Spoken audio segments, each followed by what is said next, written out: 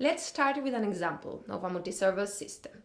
Let's say that we have a call center where a number of agents work, 5 in this case. People call to a same number, and if an agent is available, the call is served. For instance, here we have a first call, which is served. A second call, which is served as well. The third client arrives and is served. Suddenly, one of the calls might finish and an agent becomes available. And so on.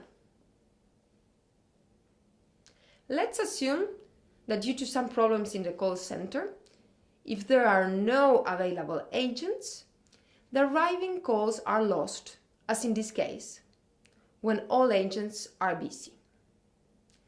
In addition, we shall assume that people that find the system busy, hence whose calls are lost, do not retry.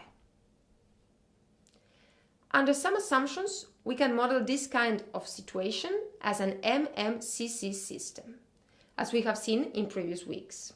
This notation means exponential inter-arrival times, exponential service times, C servers, and a maximum of C customers in the system. We can represent this system schematically with the representation we have already seen since week 1. We shall call lambda the intensity of the arrivals. The service time at each server is exponentially distributed, and we'll assume the same parameter for all servers, which is mu. In other words, the mean service time is equal to the inverse of mu. Upon arrival, a customer is directed to any free server, if there are any. Otherwise, the customer will be blocked or rejected or lost. Arrivals can be customers in a line, data on a network, calls to a telephony system, and so on. Servers can be agents, network equipment, number of phone lines, etc. So let's summarize the characteristics of the first multi-server system we will study.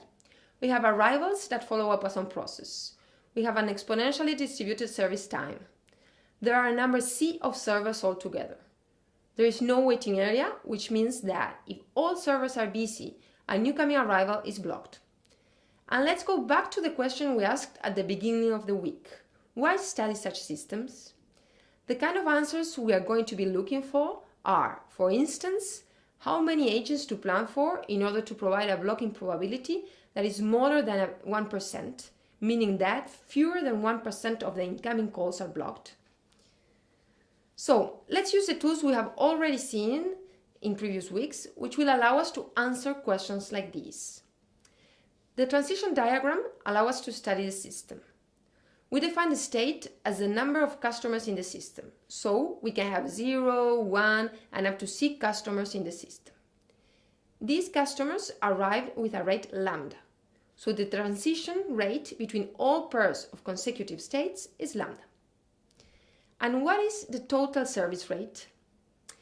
It is proportional to the number of busy servers, or in other words, proportional to the number of customers present in the system. Let's call K this number of clients. We know that service times are independently and exponentially distributed with parameter mu. The time within which a server will become available is given by the service time of the first customer completing his service. This time is distributed as the minimum of K random exponentially distributed variables.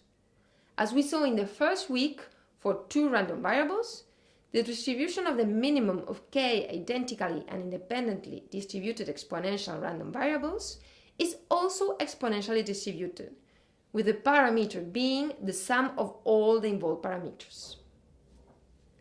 As a consequence, we have a death rate equal to mu times the number of busy servers in the system.